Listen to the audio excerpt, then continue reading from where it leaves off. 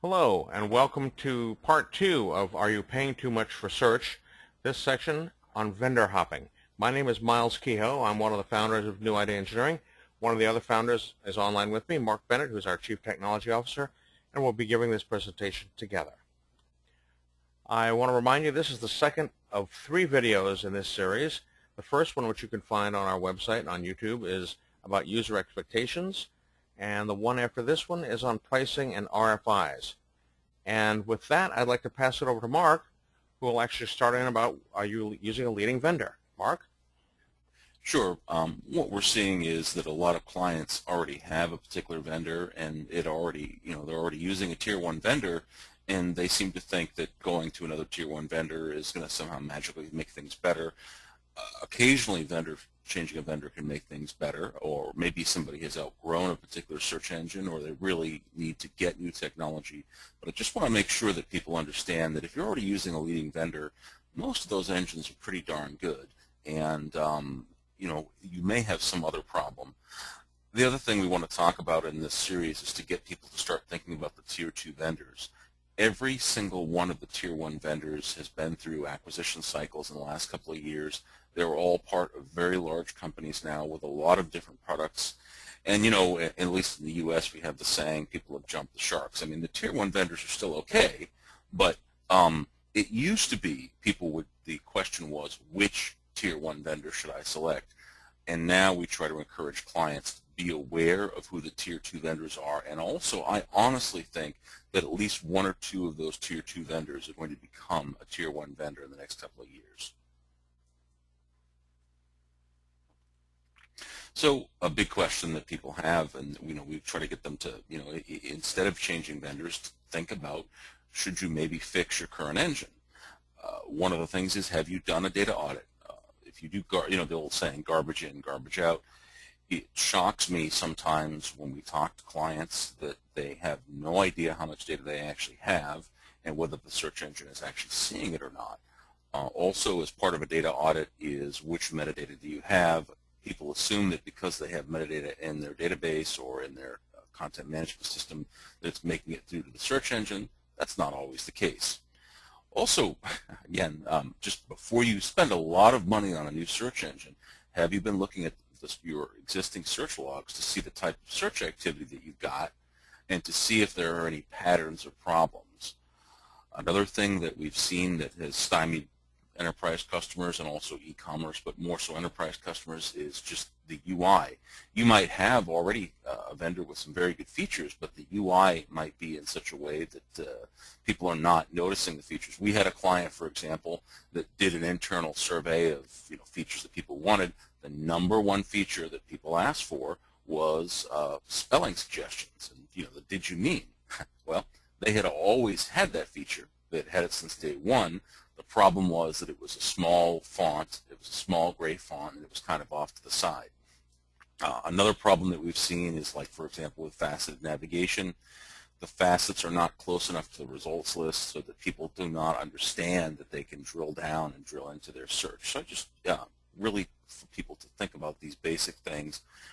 We're all in favor of people, buying new engines. It's great if you need to spend that money, but just, if you don't need to spend that money. Also, if you do spend that money and that wasn't the problem to begin with, you're going to wind up where you are a year later anyways. Also, a data mismatch. Sometimes people have bought an engine that is really not designed for the type of data that they have. We'll get into that in a little while. Also, a staffing mismatch. Some search engines kind of expect you to have a particular type of staff, either a lot of programmers or a lot of IT people.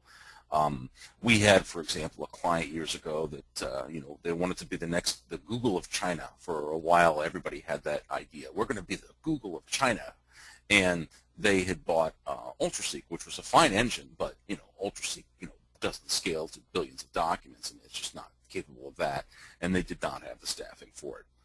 One other thing about fix or replace, there's also a third category. Could you triage your existing engine to get you a little bit of breathing room to make a better informed decision? So if you're going to really do a purchasing cycle, to replace your vendor, and you're going to be spending 6 or 7 figures on software and professional services, that's a big investment. You want to take your time and make sure you're getting the right engine. But sometimes if search is horribly broken and people are very upset, there's a rush to pick another vendor, to pick some brand name that some VP or some CEO heard of. What we have seen is that if they can triage the existing engine, some clients can get another year to 18 months out of their existing technology.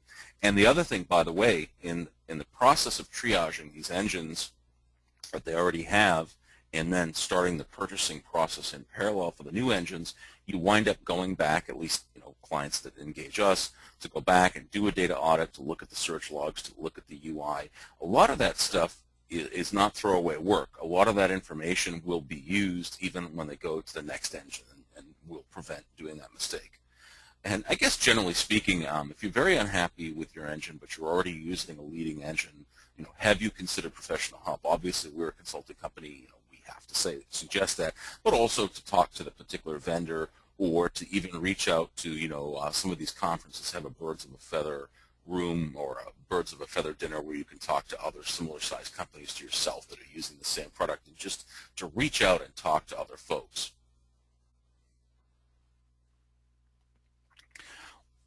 When you start looking at different vendors, there's a lot of different features. The vendors have different names for different features, and by the way, whatever feature it is that they think is awesome, they see that as the #1 solution for every problem that they've ever come up with. They have that old saying, to a man with a hammer, every problem looks like a nail.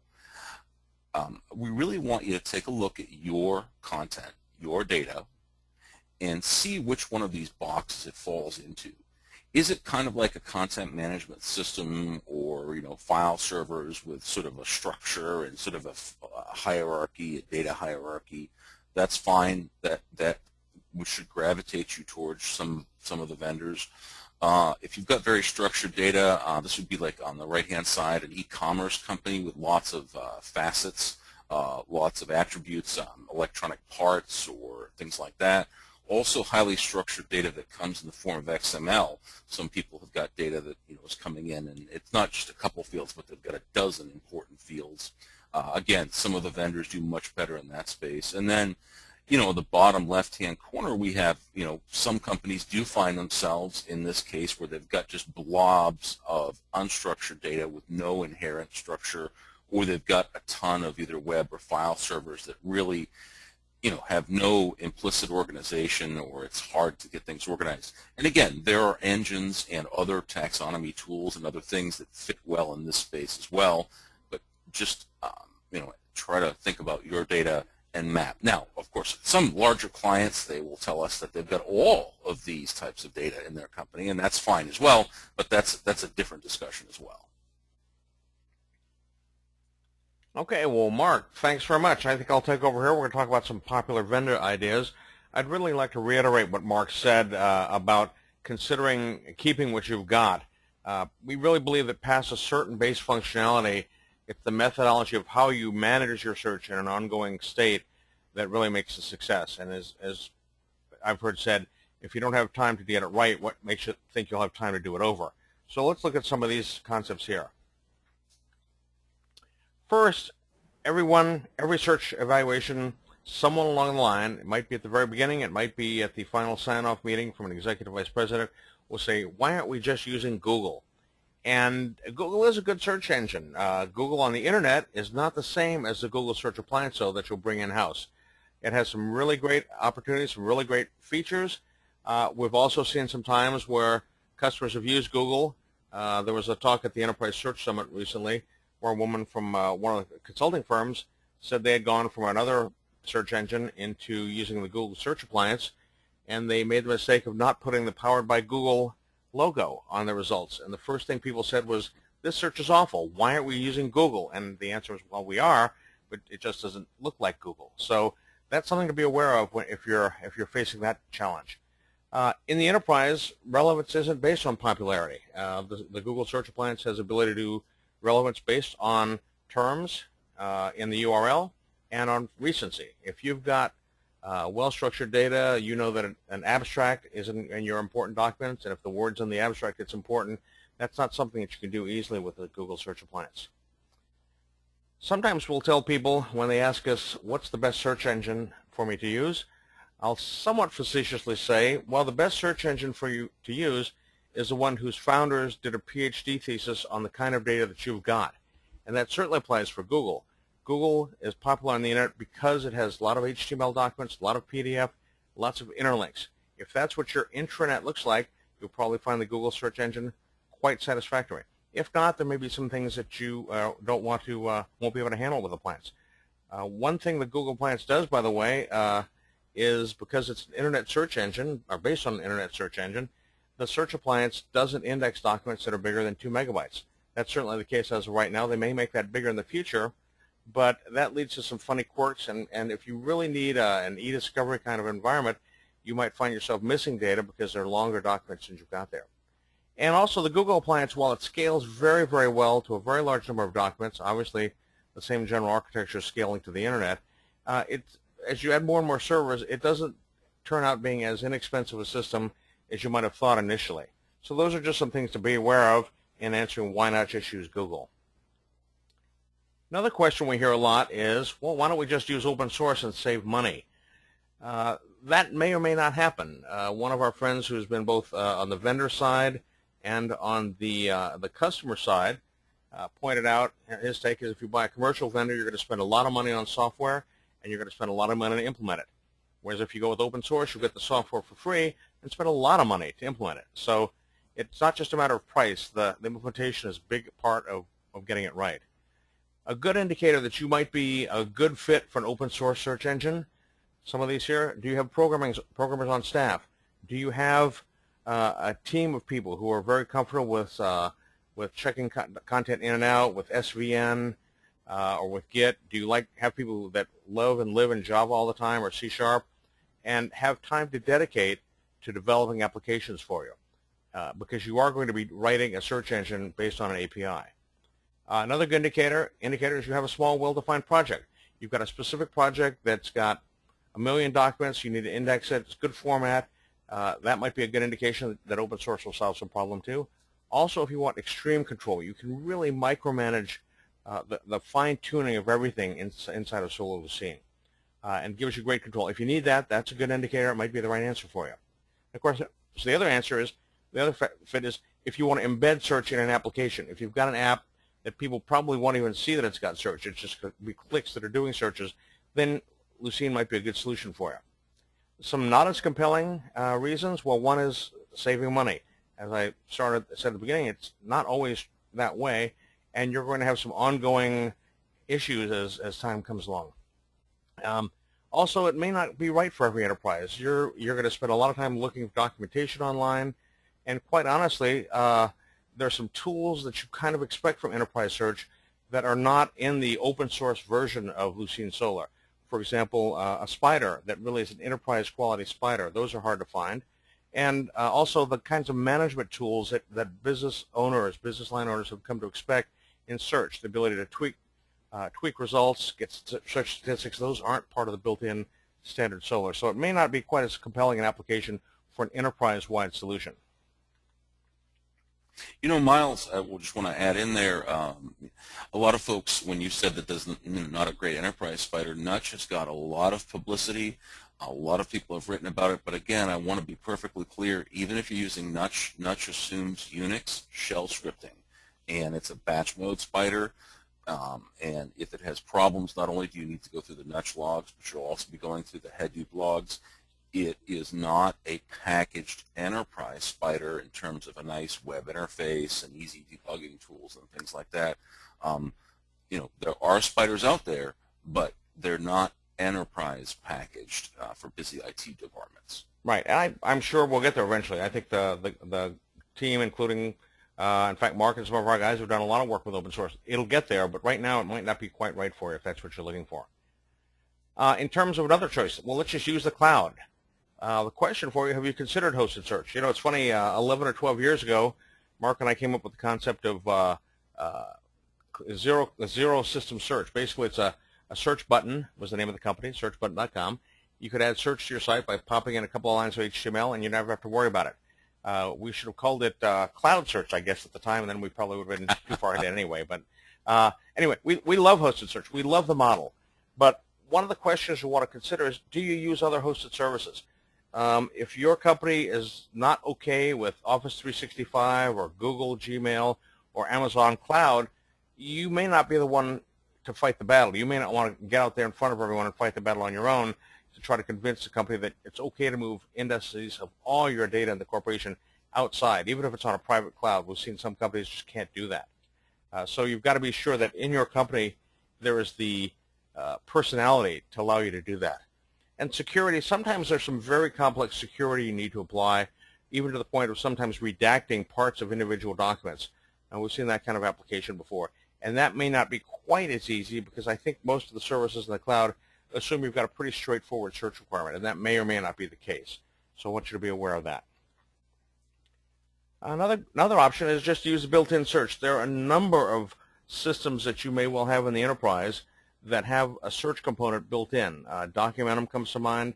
A lot of content management systems besides SharePoint have that built in. And they usually have some sort of functionality search. We know from our days at Verity years ago, a lot of times the built-in version of search is dumbed down a little bit. It might only be keyword only, or keyword with synonyms or predefined synonyms. So it may not have everything, but then again, try it. It just may have everything you need. Another choice, of course, is if that repository doesn't have everything you need, you might be able to federate those results into a different window in an enterprise search result list, which could save you some big money when it comes to licensing the actual enterprise search vendor. So there are a lot of ways you can mix and match those to try to save money and make it useful for your users. The example here, of course, SharePoint has built-in search. Actually, it has 3 search engines built in, and a 4th that's an option, which is fast search for SharePoint. A lot of these assume that most of the data is in SharePoint, though you may not be able to do quite as much. And in fact, if you're not going to go with the enterprise clients required for fast search for SharePoint, we really think there's still some holes in the SharePoint search that aren't quite as rich as most enterprises need. It's sort of pretty good search, but it's not really heavy-duty lifting search in our opinion. That about concludes the second part of our webinar series here. Before we close out, I'd like to tell you a little bit about who we are if you don't know us. We've been in business since 1996, focusing on both the business and the technology side of search. By that I mean we do a lot of work on search best practices, search engine evaluations and selections with our customers, and we really like to focus on the ongoing management of search, because we really think that's where it can make a difference. And also, of course, we do the bits and bytes. We've done a lot of projects with FAST, Autonomy, Google Search Appliance, and Lucene Solar, and actually implementing and running the project. One of the things we've done is actually done a review. You've got another team in there, big consulting firm in there doing the project. You'd like a sanity check. We've done that for a couple of customers, and that's proved valuable for them. Our approach from the very beginning is to be vendor neutral. We want to be the Switzerland of search consulting firms. When we started out, in fact, till just a year or two ago, we were about the only ones that could handle whatever search engine that might fit your need, not just the one that we happen to represent. Now you'll find more companies doing that, but we've been doing this since the beginning. We also are very active in the open source community, as I said. In fact, I honestly think Mark may know more about Chinese and Japanese characters than any non-Japanese or Chinese speaker in the world, and so will Lucene. So if that's an issue. Mark knows 3 words in Chinese, and I think he can help you out there. So, and as I said, we're search analysts, we're developers, consultants. We actually recently, last year, we authored a book. Mark and I were co-authors of Professional Microsoft Search. We thought we had an opportunity to get a Microsoft book out, and even though we work with all the other search engines, we thought that was too good a deal to pass down. So if you'd like to hear more about the book, I'd like to tell you about it. And we have, by the way, 4 or 5 chapters in there just on the business of running your search. There are 4 chapters about selecting and running, not just about the bits and bytes of the search engines inside of Microsoft SharePoint. And, of course, we speak at shows like Enterprise Search Summit, KM World, and SP TechCon. So that about does it. As I said, I invite you to go back to the first webinar that we have in the series, which is the user expectations. And the next webinar after this, the third and final one, is